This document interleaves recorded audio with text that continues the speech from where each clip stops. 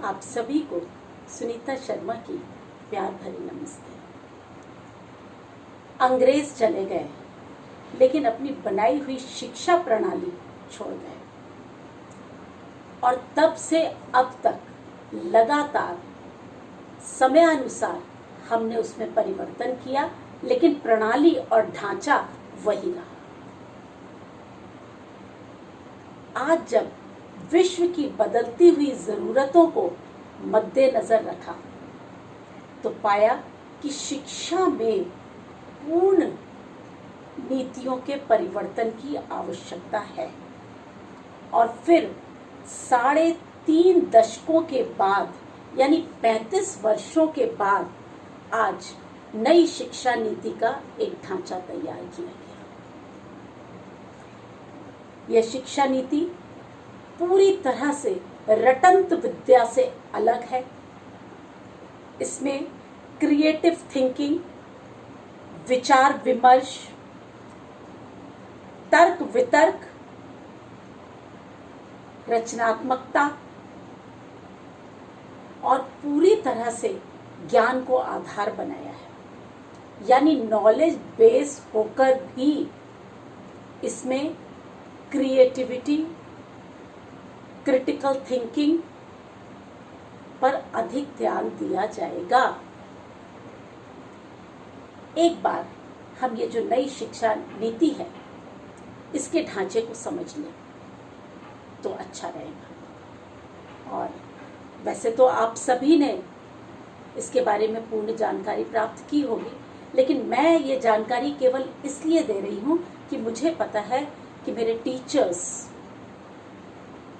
अभी भी दिन रात मेहनत में लगे हैं और उनकी एक रिक्वेस्ट थी कि इस पर यदि एक वीडियो बना दें तो बहुत अच्छा होगा। उनकी इसी रिक्वेस्ट को पूरा करने के लिए और अपने उन बच्चों को समझाने के लिए जो ऑनलाइन पढ़ाई के कारण इस नई शिक्षा नीति से पूरी तरह से अवगत नहीं।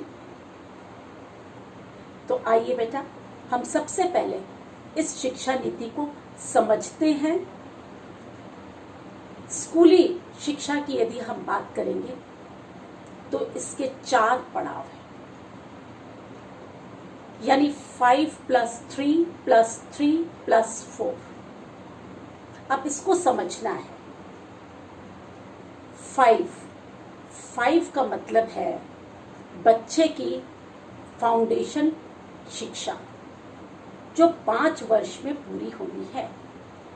यानी प्री स्कूल, क्लास 1 और क्लास 2 की शिक्षा बच्चे 5 वर्ष में पूरी करेंगे।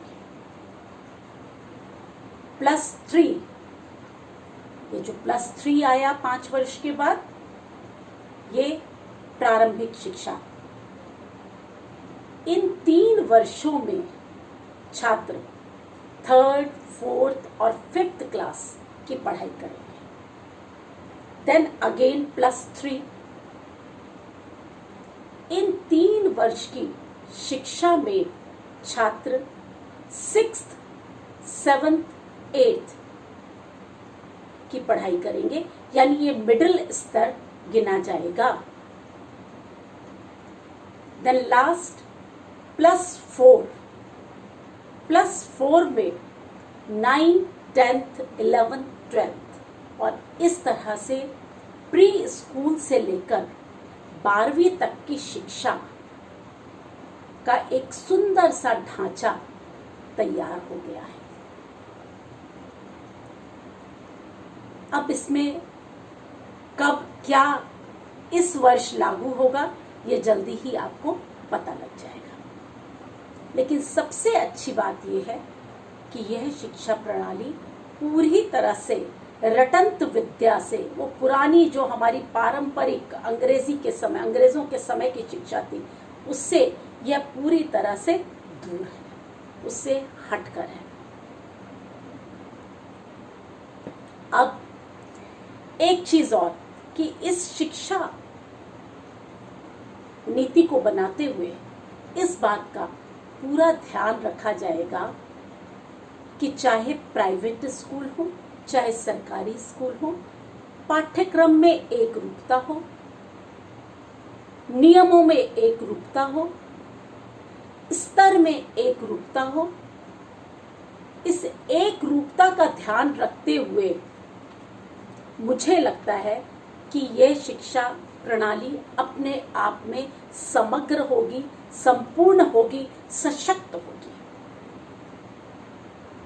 स्कूली शिक्षा में जब छात्र साइंस, कॉमर्स, ह्यूमैनिटीज या आर्ट्स लेते हैं, अभी तक क्या था कि साइंस में फिजिक्स, केमिस्ट्री, मैथ्स लेना ही है, पीसीएम होना चाहिए, बायो होनी चाहिए, कुछ अलग अलग इस तरह की आवश्यकताएं थी कि यही विषय बच्चे पढ़ सकते हैं, इसके अलावा नहीं पढ़ सकते। साइंस का बच्चा कॉमर्स नहीं पढ़ सकता, कॉमर्स का बच्चा साइंस के विषय नहीं पढ़ सकता था। लेकिन अब इसमें इतनी फ्लेक्सिबिलिटी आ गई है कि मजा आ गया। आज साइंस का छात्र या कॉमर्स का छात्र ह्यूमैनिटीज और आर्ट के विषय ले सकेगा, यानी कठिन विषयों के साथ सरल विषय का, वो भी स्किल बेस्ड रचनात्मक विषय का समन्वय।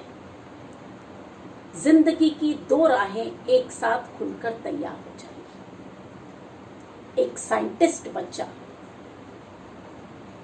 यदि बहुत अच्छा गाता है, उसके पास म्यूजिक है, तो वो आगे चल के साइंटिस्ट होकर भी म्यूजिशियन भी बन सकता है, सिंगर भी बन सकता है, डांसर भी बन सकता है, आर्टिस्ट भी बन सकता है।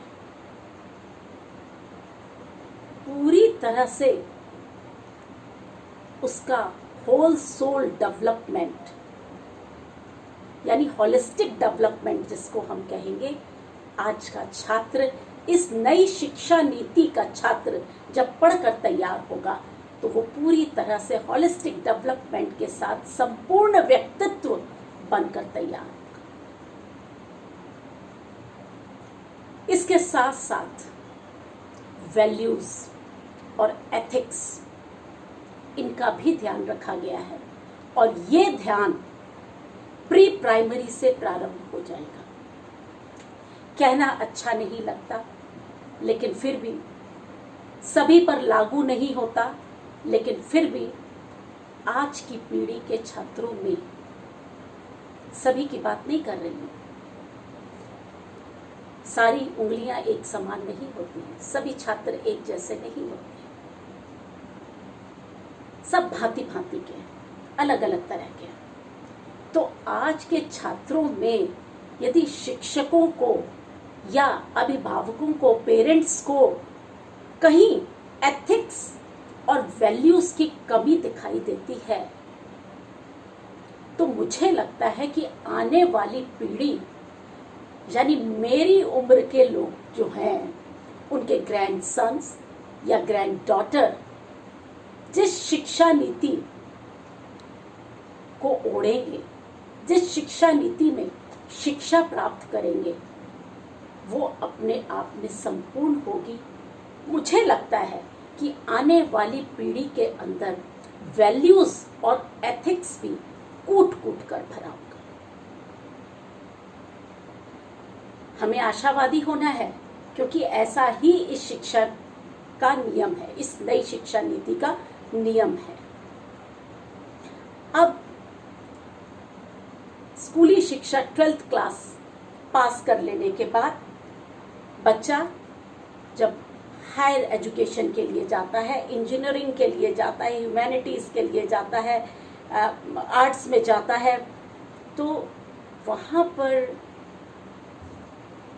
इंजीनियरिंग, ह्यूमैनिटीज और आर्ट्स का भी पूर्ण समन्वय है।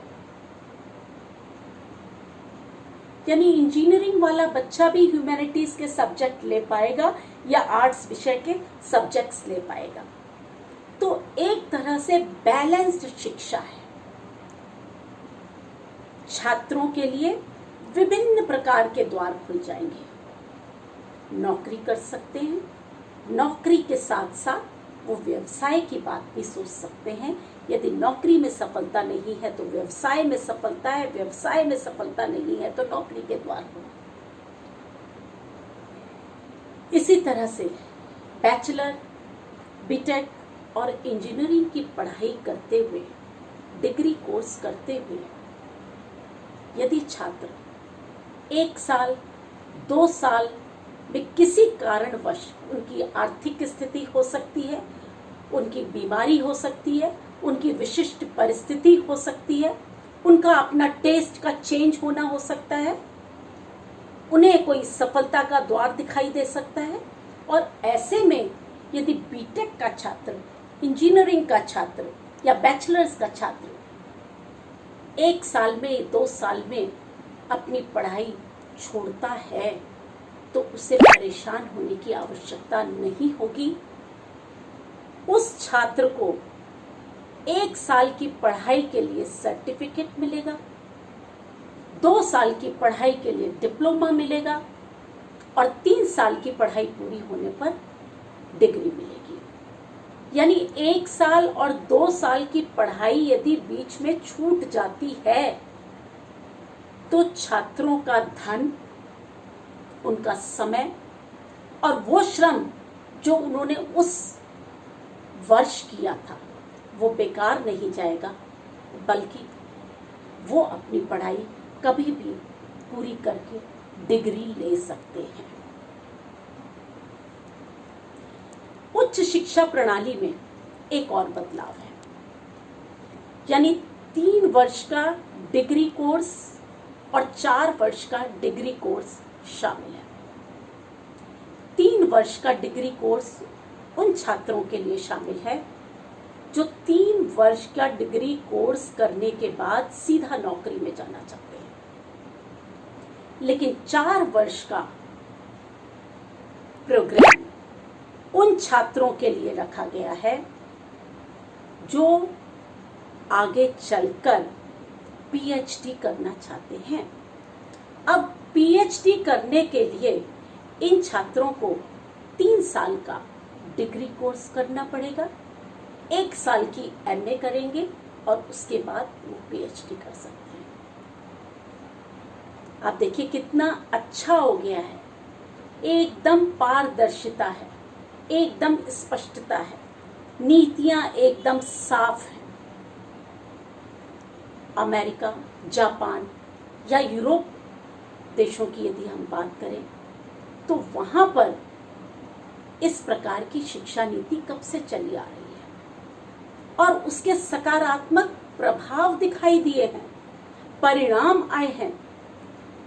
और यही कारण है कि आज हमें भी भारत देश के कर्णधारों को विश्व के छात्रों के साथ कंधे से कंधा मिलाकर खड़ा होना है। भारतीय छात्र बुद्धिजीवी हैं, उनकी बुद्धि तीक्ष्ण है, प्रतिभाशाली है। तो ऐसे में यदि उन्हें समग्र शिक्षा नीति मिलती है, संपूर्ण शिक्षा नीति मिलती है, तो भविष्य के द्वार, उनके भविष्य के सभी सुनहरे द्वार खुल जाएंगे। इस प्रकार मल्टीपल एंट्री और मल्टीपल एग्जिट के द्वार इस शिक्षा नीति में साफ साफ खुले हुए नजर आते हैं। अब हम कह सकते हैं कि हमारे छात्र किसी से कम नहीं होंगे। 21वीं सदी का भारतीय छात्र अपनी जिंदगी की आवश्यकताओं और चुनौतियों को पूरा करने में सक्षम होगा। बस प्रार्थना केवल एक ही है ईश्वर से, और वो ये कि इस नीति में बदलाव नहीं आना चाहिए। इस शिक्षा नीति का न्यायपूर्वक समयानुसार पूरा होना बहुत जरूरी है। यदि ऐसा होता है